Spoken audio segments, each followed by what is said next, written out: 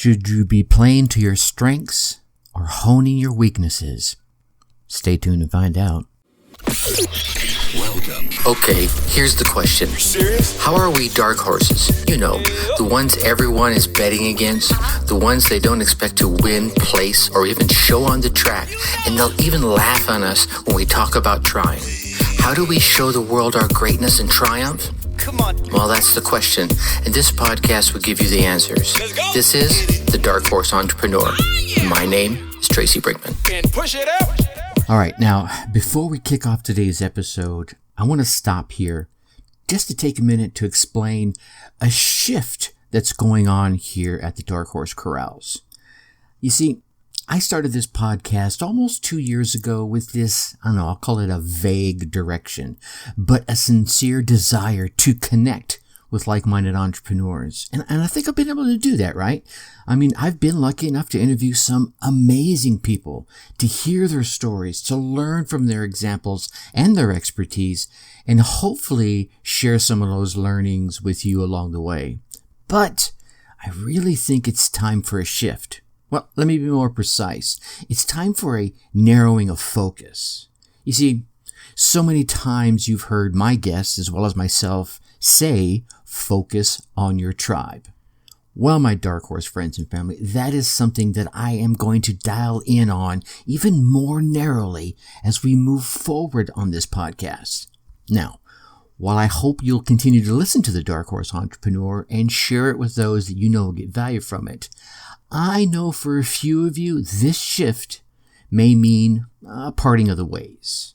I get it. You know, time is valuable. You don't want to be spending time on a podcast that is not serving you. And if that ends up being you, well, then I will bid you a very sad goodbye. But for the rest of you, for the rest of my Dark Horse friends and family, we're going to venture off into the narrow topic of infopreneurship. I said, you heard me right.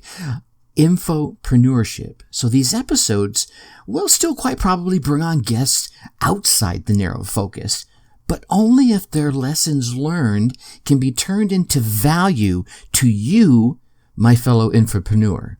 What's an infopreneur? Man, I am so glad you asked. But let me back up for a quick sec. The Dark Horse Entrepreneur podcast will be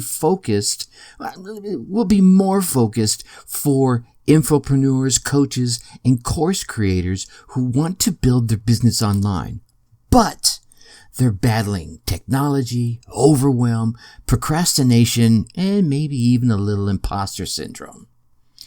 You, my fellow infopreneur, have a wealth of information rattling around inside your head, rolling around inside your heart, or at your very fingertips. So, let me help you get it out of the recesses of your mind, out of the glowing heart, the glowing ray that is your heart, and out of the dusty corners of your hard drive, into a format and a context that your tribe, as well as you, can benefit from.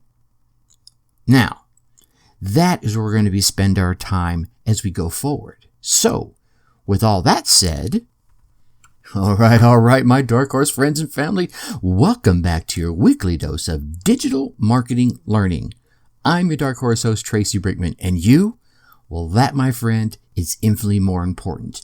You are a driven entrepreneur. Actually, more specifically, a driven infopreneur, a coach, or even a course creator, or you're hoping to be one of those very, very soon. Either way, you're here because you're ready to start, restart, kickstart, just start leveling up with some great marketing, personal, or business tips and results in order to build that beautiful info business of yours into the info empire it absolutely deserves to be. Man, and do we have an episode for you today. Today, Jeremy Gislason shares a wealth of information about spending money to learn, building your email list, letting others promote for you, building a passive income, turning partners into customers and customers into partners, as well as how to stay motivated when it all seems to fall apart. Plus, I want to let you in on next week's interview episode guest who started his online marketing 18 years ago with a 25-pound investment. And that's money, that's not weight. As per usual, the Dark Horse Corrals are chock full of personal, business, and marketing GOLD spilling from every corner of the Dark Horse Entrepreneur HQ. So let's get to the starting gates and go. Alrighty, my Dark Horse friends and family. Today we're chatting with someone who's made and continues to make, I think, a real impact on the world of online marketing. He's one half of the duo behind Promote Labs, who has developed products such as Product Dynamo, Feedback Fox, the Post Gopher, alongside hundreds, heck, it's probably even thousands of other info products and websites, and much more, I'm sure. Together with his business partner, Simon Hodgkinson, Jeremy Gislason is also a super affiliate, product creator, and even licenses various online properties. Jeremy, welcome to the Dark Horse Entrepreneur. Hi, happy to be here. Hi, man. I got to ask, right? My first question here is really, given all the stuff you've done, when do you find time to lay your head on the pillow? When do you rest? When do I rest? Well, yeah, I wouldn't say resting, but I try to take a lot of breaks. I work from home, so no commute, no stressful office conditions. It's a pretty relaxed atmosphere. So about every hour, I'll just get up from my desk, go play with the dogs or go outside and sit on the patio or talk to my wife or just run an errand. So I don't really feel like I'm working all day. I just do things as needed, whether it's morning, afternoon, nighttime, whatever. I just kind of do things. So, yeah. Where clearly you do enjoy what it is you're doing. Yes. All right, then. So tell us all about how this all came to be. Your background, the good, the bad, the ugly, and how Promote Labs came about. Sure. Everything has a long story, but I'll try to give the short version. So I was living in Japan back in the 90s. That's where I met my wife, and we had 3 boys over there, and we had our own English school where I taught English as a second language back in the 90s. I was a bit younger back then, had a bit more energy, and it was a lot of fun. I worked with a lot of kids. But after a couple years, I just kind of knew, hey, I don't want to be doing this when I'm in my 40s because it takes a heck of a lot of energy to be jumping around with the kids and, singing and dancing and talking and running and playing. So I started kind of looking for passive income opportunities, and I read the book Rich Dad Poor Dad when it came out, and by Robert Kiyosaki, and that kind of made me think, okay, passive income, how do I do it? Where do we start? And this is kind of when the internet was just getting going, and so we actually started looking at real estate, network marketing, just other opportunities that were around, and then the internet. We found the internet, bought our first computer, started going online and checking things out, and I'm like, interesting. So there's people with newsletters, there's people building websites, there's people doing things online and making some money. And I'm like, okay. And I saw Amazon pop up, and I'm like, okay. So now you have some income coming in 24/7, even if you're sleeping. That really clicked. So I just kind of started looking around for things to do. Lost a lot of money in the process, but it was a learning experience. I call it the same as going to college, where you just spend some money and learn. So that's what I did on my own for a few years. Ended up at a company called ISO Register, and there is where I kind of met a lot of connections, a lot of whom I still keep in touch with today. I met like Frank Kern, Mike Vilsame, John Reese, just a lot of people. And back in the early days, Andrew Fox, just a lot of good guys. And we just kind of hit it off here and there. Some people I've lost touch with over the years, but others I've kept in touch with. And I kind of learned how things work. And it was just really interesting to me how things could be done. I mean, this is like Web 1, this is before social media. So, it was just really interesting. So I learned how Web 1 works, put up websites, build mailing lists. And that was one key that's always stuck with me, is make sure you build your list. No matter what you do, you need to be building your mailing list, your contact list. So I just really enjoyed it. And I thought, okay, I can do this at home. It's low overhead and high ROI. I was like, cool. So I just started doing it. Got into digital marketing. I remember when like Ryan Dice was just getting started, Russell Brunson was just getting started. We used to talk and stuff, and it was just really fun. And we started making products and just seeing what worked, what the market wanted. I started my first website on my own was surefirewealth.com. And the problem that I saw was there were a lot of resale rights, private label rights, ebooks, software on the market, and people were selling stuff, and it was just a hodgepodge of ways to deliver stuff. It was like sign up. Maybe you got the thank you page, maybe didn't. Maybe you'd get the email, maybe didn't. It was just a mess. And if you did get access, it was just like 1,000 links on a page. It was just a mess. So I saw a problem. I tried to solve it with Surefire Wealth, where I made a membership site. Kind of was inspired by Amazon. So I was kind of like, okay, if I kind of do what they're doing, but with resale rights and private label rights, maybe it'll be easy for people to find stuff, figure stuff out. I added like reviews.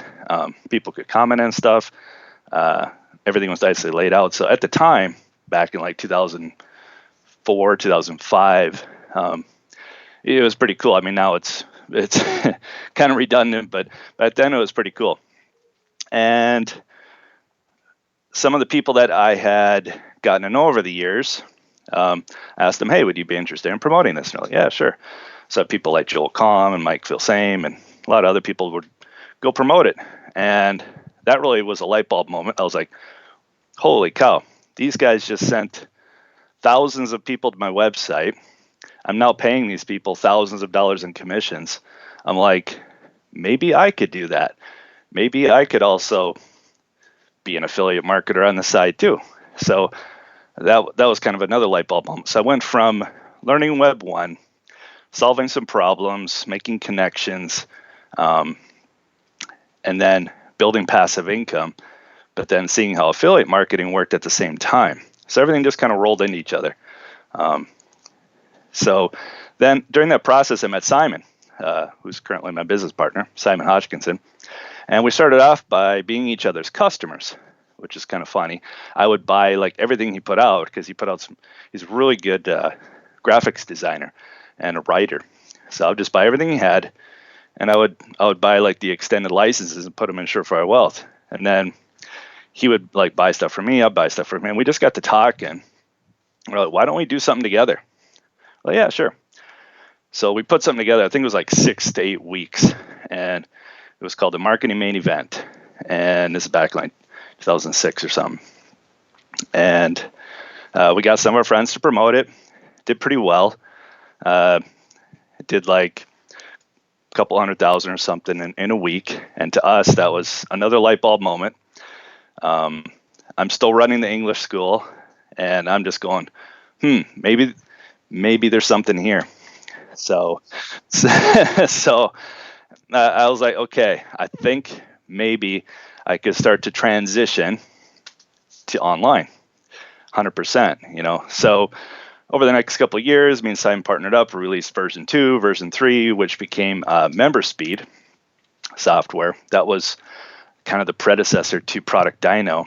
And it was basically a software SaaS that let people build membership sites back in the mid-2000s when it was a pretty new concept, and it was very hard to do. And it did pretty well.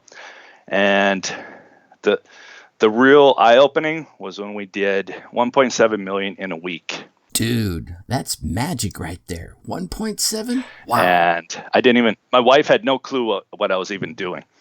And she just saw me like writing stuff on whiteboards and doing stuff during my breaks and at night. And she's like, what are you doing? I'm like, oh, just, working on some stuff. And, so me and Simon were quite shocked, but happy. But then we were like, okay, it's time to get serious. So that's when we formed a company together. At the time, it was called MemberSpeed Inc., which we later changed a few years later to Promote Labs Inc. So same company, but that's kind of how it got started. And since then, we've just been going. We've been creating more software as a service solutions. Some are bigger, like Product Dino, which helps people deliver their products securely online. It helps course creators with certifications for their students, all kinds of cool stuff. And then we have little simple apps such as Feedback Fox or PostGopher, which are very simple. They do one thing, but they help people to either build their list, sell content, take surveys, build a landing page. We have another one called Flip Guardian, which is aimed at publishers and authors, which helps them to sell a book. Say if Stephen King has a new book, he wants to show it to his audience, give a preview.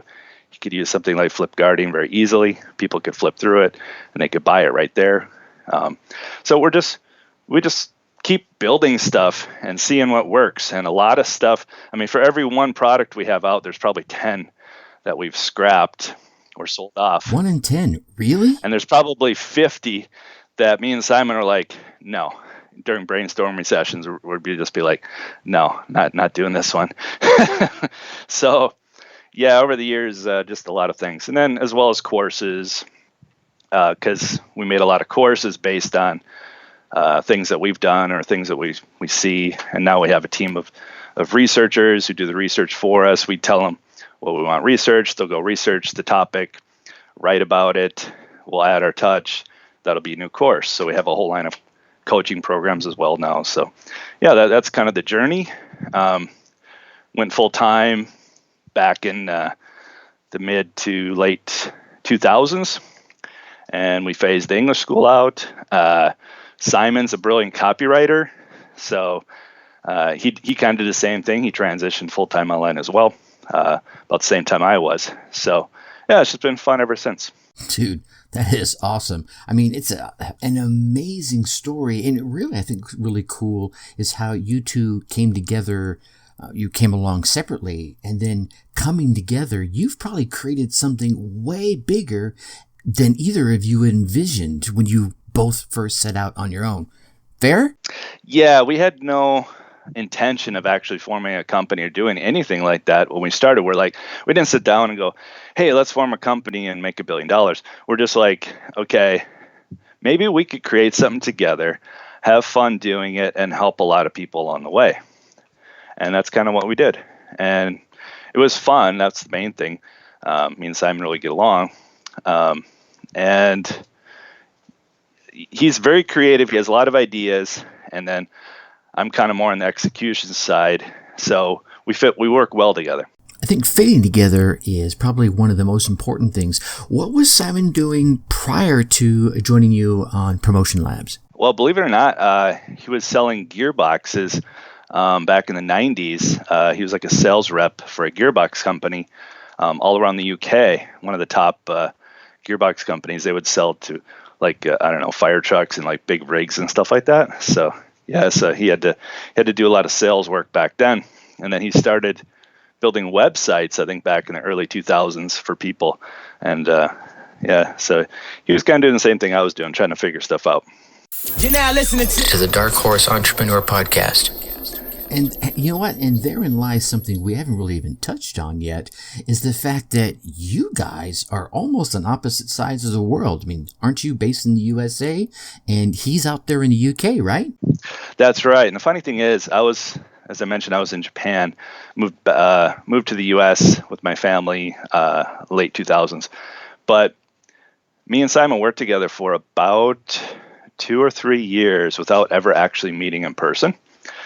And we made like 2-3 million together without actually ever meeting. It's crazy what technology and this is is before, this is before the work at home stuff and the Zoom stuff and all the post-COVID stuff where everybody's at home. Nobody was doing that, and we just trusted each other. We'd just hop on Skype and talk, and we didn't even have video calls back then. It was just audio. We just trusted each other and just kind of went with our intuitions, and it worked out. I was going to ask, is it difficult being in different places? But what you're saying Doesn't sound like it really is. I think me and Simon have talked about this. We're like, if we were together in the same office, we probably wouldn't get as much work done because we'd just be busy goofing off or going out for beers after work. So, so we find we're a lot more productive just working on our own, but then holding each other accountable each week when we have our meetings. We try to have a meeting once a week, every Monday, and he talks about what he's working on. I talk about what I'm working on.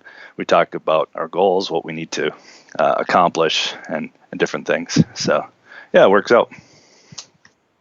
All right. So now I've got to ask, where do your ideas come from, Jeremy? Because as you say, you do so much. You have courses, you have software as a service, you've got the main company that you have to run as well. So where do all ideas come from? And I guess let me go ahead and pepper you with another question here. Is it difficult to manage so many things? And one more, okay? I'm going to just keep firing at you. How many people do you have working at Promote Labs inside that ecosystem you two have built? Sure. Well, believe it or not, we have a really small team. We have, we had 3 full-time support staff. Now it's 2, and they handle things just fine. We have 2 writing teams, and then we have a developer team with our business partner Fraz on Product Dino. And then we have another coder that we partnered with, Simon Phillips in the UK, who codes a lot of our other software, such as Flip Guardian and Page Dino and Commission Gorilla. So we have a project manager in the US. We have an accountant in the US. So everybody's remote. They're all spread out, and we just use Slack. So it's like less than a dozen people. But then some of those people have teams of their own. For example, our coding teams, they manage like their own teams, and then we just talk with the head of the company. So we do some of that as well. But we like to keep things small. And I've always liked that, I think it was Jeff Bezos said, I think it was the pizza team or something like that. I don't know if you've ever heard that, but it's like, don't have too many people on a project if they can't eat, or how did that go? It's something like if you have 2 large pizzas and there's too many people on a team that they go hungry, then it's too big of a team, something like that. It's like just enough people to eat 2 large pizzas is perfect for a team size. So that's kind of how we look at it. We keep things small. Otherwise, it gets hard to manage. And we've been using Slack for I don't know how many years now, 4, 5, 6 years or something, whenever it came out. And it's like our virtual office.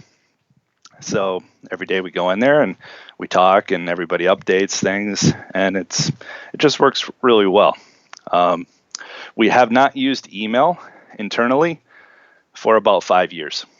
So all we do is use Slack, and then sometimes we use Skype, and that's about it for our team. And sorry, what was your first question? Yeah, I get it. I peppered you a lot there. The first one was just about the process that you go through. Oh, yeah, creativity. Well, I think a lot of that to Simon. Simon is super creative. His mind is always wandering, and he's always just pulling stuff out of the air. He's like we'll get on a meeting, and I just talked to him the week before, and he'd be like, "Hey, let me run this idea by you, and tell me if it's really dumb or if it's awesome." And like every week, he's got ideas, and a lot of them just don't make it past the idea phase, but the ones that do, sometimes they eventually turn into product. And we just try stuff. We don't try to overanalyze too much and then analyst paralysis where you just don't ever release something. So we just kind of go with our gut. We'll go through a lot of ideas, and then we'll see where the market's at. And I try to look where we're headed. A lot of people look at the past, but I try to always look at the future. Like, okay, this worked 5 years ago, but is it going to work next year? So where are things headed? And then we try to create things around that. Or if we see a hole or a need that needs to be filled or something like that. So we're always trying to solve problems. And in the beginning, we were trying to solve our own problems. So that was a big one. For example, when we created MemberSpeed, we just wanted that for ourselves. So we wanted a membership software that we could use to build our own membership sites, because we had dozens of them back then. So rather than license something that would cost $10,000, $20,000 a year, we built our own. Same with page builders, same with other things. We built a countdown timer software about 6 years ago, before page builders had integrated those into their platforms, because we wanted one and nobody had one. And so we just made one. So a lot of times we'll have a problem ourselves, and then we'll see, hey, could we make this, or do we need to buy this? And if it's something like Slack, of course we need to buy it. But if it's something a little simpler that could be done, we'll make it. That's just kind of how we roll. Well, yeah, that's definitely a good philosophy to have. Okay, so I'm just going to ask this one just straight up. Yeah, I'm just going to pull no punches here. Either one come up with, I know, choked up ideas. I don't want to use the word dumb, but dumb ideas. Obviously, you've come up with good ones, but how many not so good ones or dumb ones? What's the dumb to good ratio? Well, I guess I shouldn't say dumb, because no idea is dumb. I guess that was the wrong word to use. I should have said maybe crazy instead. Crazy ideas.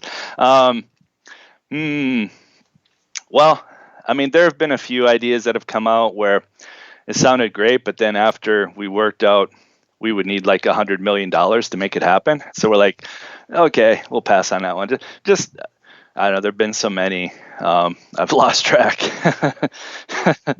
All right. So it seems like you guys are having some great success during all this time working together. Has there ever been, an issue that came up where you put, oh my gosh, all this time, all this effort, all this energy, perhaps even a whole lot of money into an idea, only to go, well, that's never going to work? All the time. Really? Yeah. We I think it was just last year, we spent probably 6 months on a new software project, and by the time it was like half done, we're like, this is just never going to work. So we just scrapped it. So yeah, there's a lot of that stuff. The thing is we try to find a who. Once we have the idea and the vision and the framework, we always try to find the who to get it done, because there's no way we could be doing it all ourselves. So I think that's pretty important, is to always don't think, how do I do this? Think, who can I get to do this?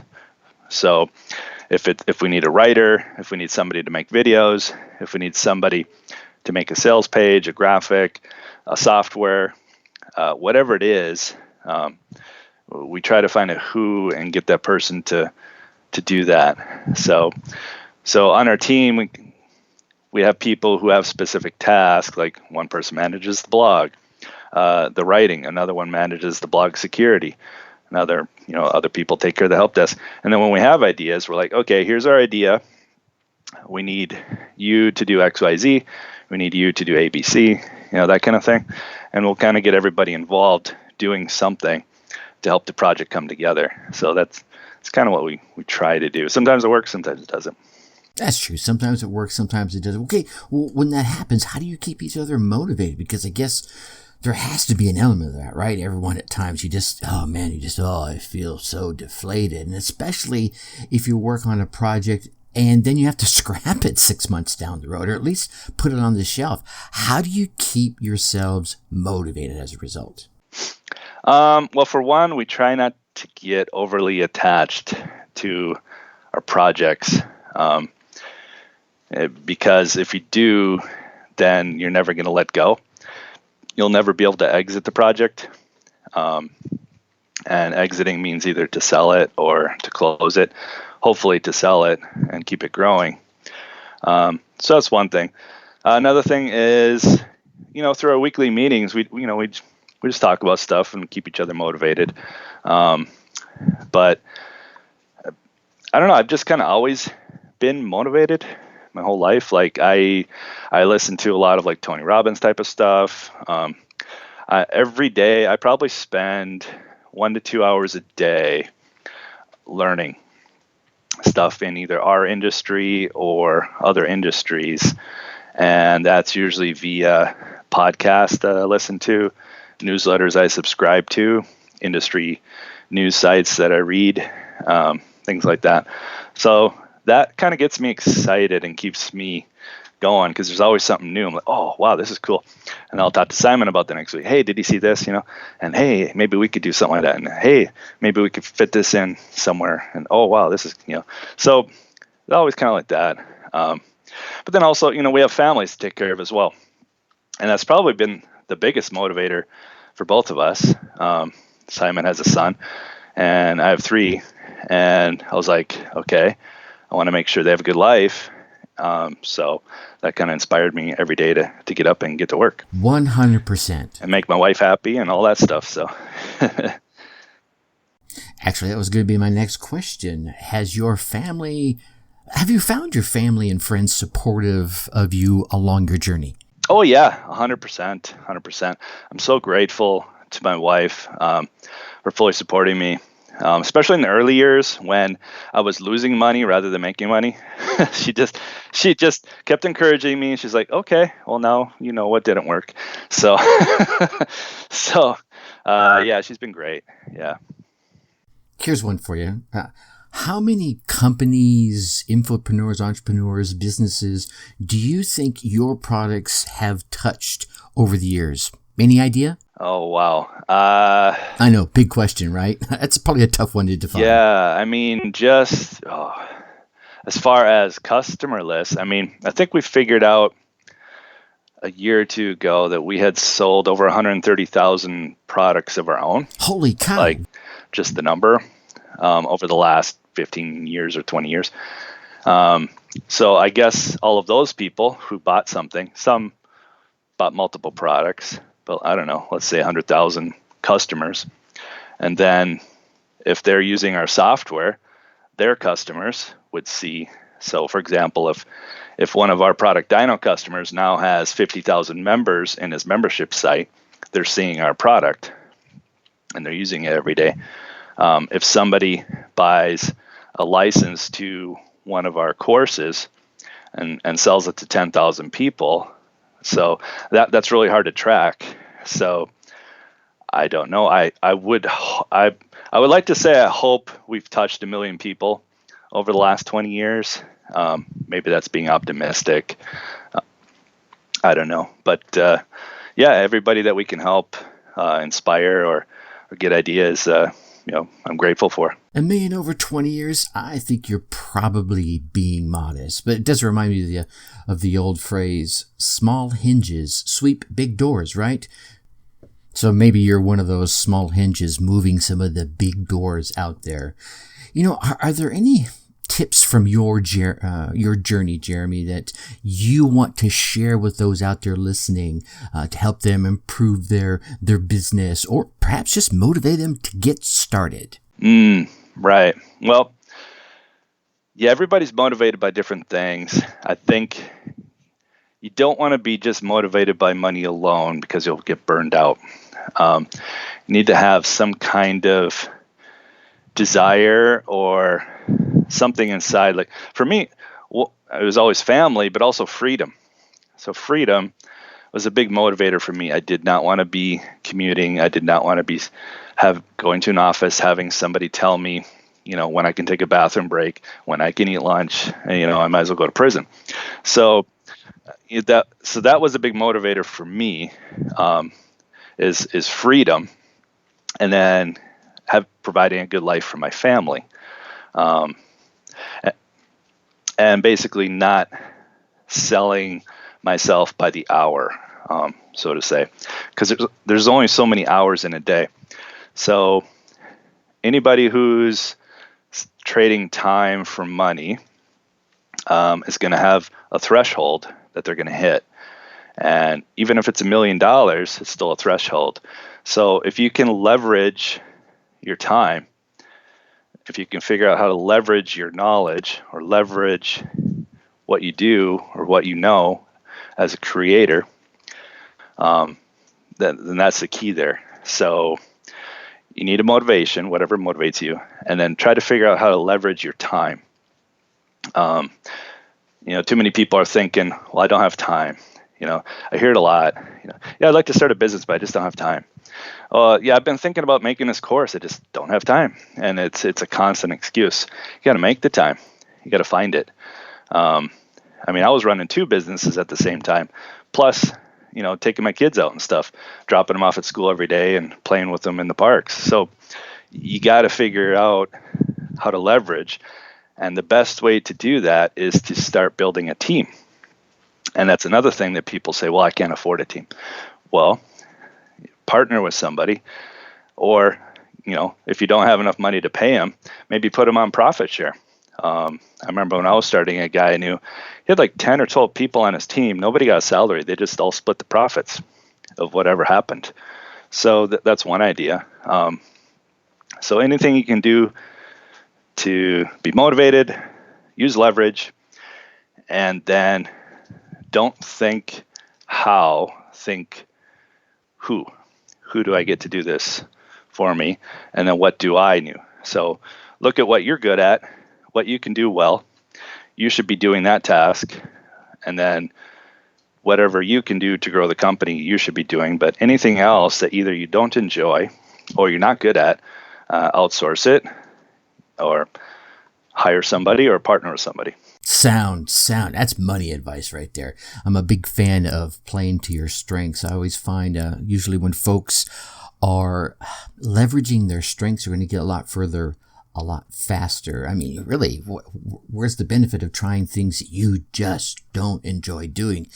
There are those times, right? We all have to wear our hats, our multiple hats, especially in the early days. But if you do things you just don't enjoy, right, it's probably a dead end in more ways than one, and at the end of the day, you're just going to talk yourself out of doing something simply because you don't enjoy doing it. Yeah, exactly. Yeah. Dude, Jeremy, thanks so much. I want to be mindful of your time. I like to sit here and pick your brain all day, and you've been very generous with your time and your knowledge in telling us some of the background about yourself and Promote Labs and the products you have.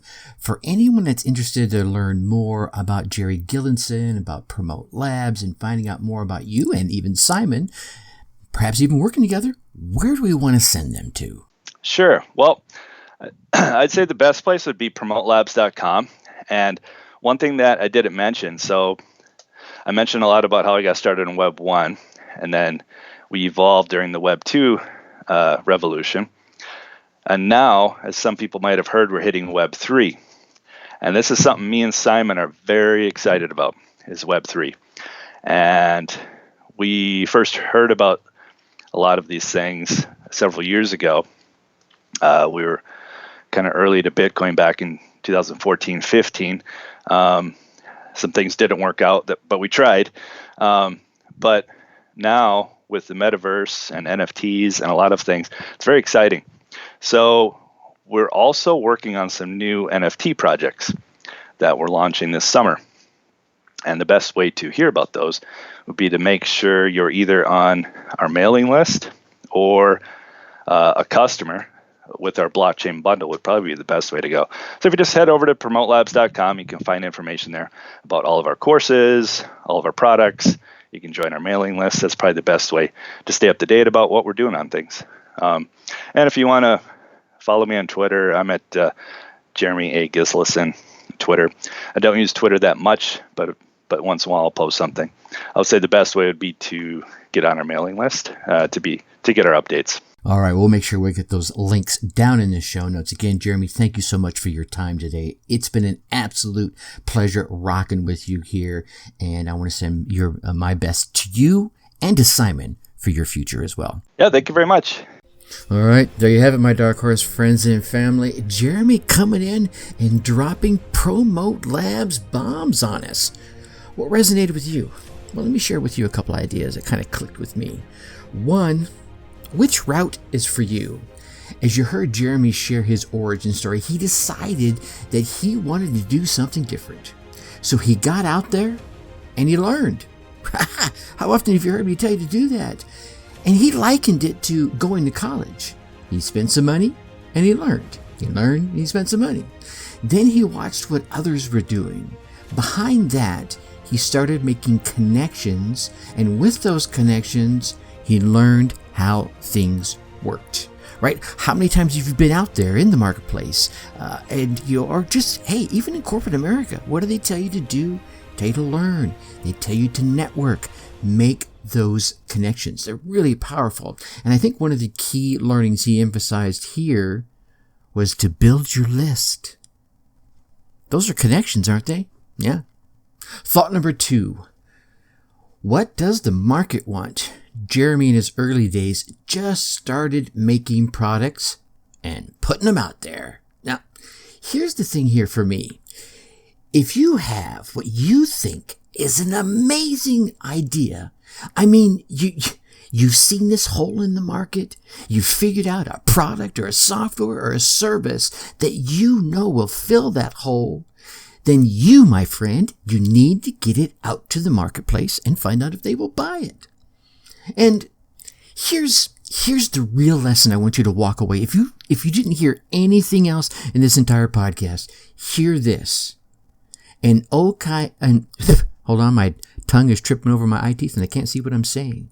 An okay idea in the market, heck, even a bad idea in the market will far outperform the greatest, most monumental idea that never leaves your damn head, never gets out of your heart, or worse yet, never gets off your hard drive.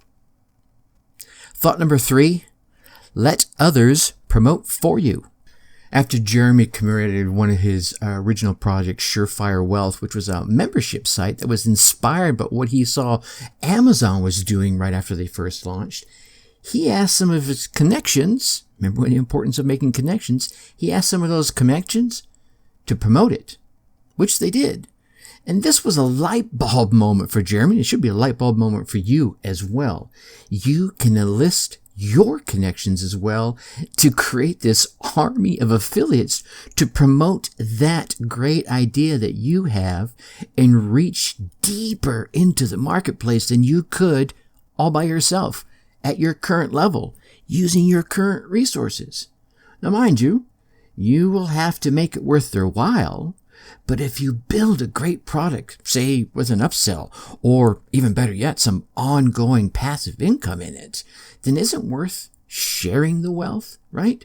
With those that help you turn that digital dream into a reality? I mean, think about it. Giving them, 25, even 50% is worth it. Because if you did it all by yourself, you might get nothing. And 50% of zero is, zero. And thought number 4 really builds right on top of that. Become an affiliate yourself. Now that you've chosen your route for learning, you've built your list, and you've gotten your idea out there, shouldn't you become an affiliate yourself? Now here's the deal.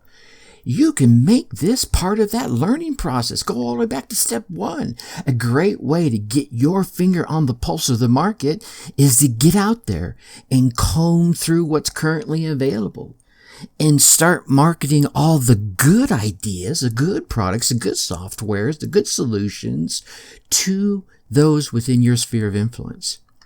If you can do that, and I guarantee you can, some of them will buy. And some of them will come back and say thank you. And on top of that thank you, you will also begin to hear of their needs, their if onlys, their only ifs. And therein will lie some golden learning about what the market feels it needs. And you'll start coming full circle. You know what? I haven't even mentioned joining forces with others in the marketplace like Jeremy did. All right, what inspiring ideas, tips, or thoughts resonated with you? Whatever they were, take some time, like right now, and write them down. Then put them into action. Seriously, get out there, run your race, get your results, and then come let me hear about them. I'm deadly serious about this. Email me at tracy@darkhorseschooling.com. Share the tips or ideas that you came away with, how you put them in action, and what results you gained from them. Heck, maybe we'll bring you on here and let you share your origin story and success story. All right, now next week's interview episode guest is Wayne Crow. Now, Wayne is a UK-based online marketing expert that started his business, 18 years ago from his bedroom with a £25 investment. Yeah, and it has carried him through to making more than £150,000 a month. Yeah, microphone check. A month, ladies and gentlemen. He's also the mastermind behind courses such as Traffic Domination, 30-Day Email Journey Hacks, and so much more. You're not going to want to miss this one. Now, I know you want to keep getting all these valuable tips as well as the amazing stories from the guests I'm lucky enough to bring on the show. So please go on down there, hit that subscribe button. While you're there, go ahead, drop us a 5-star rating, leave us some kind words in the reviews, and lastly, do not keep all this entrepreneurial and infopreneurial GOLD all to yourself. Share this podcast with the infopreneurs and business owners that you know will get value from it. And with that, I'm going to leave you as I always do. Think successfully and take action. Thank you for listening to the Dark Horse Entrepreneur Podcast. Thanks for tuning in. Check us out at www.darkhorseschooling.com. All right. My name is Tracy Brinkman.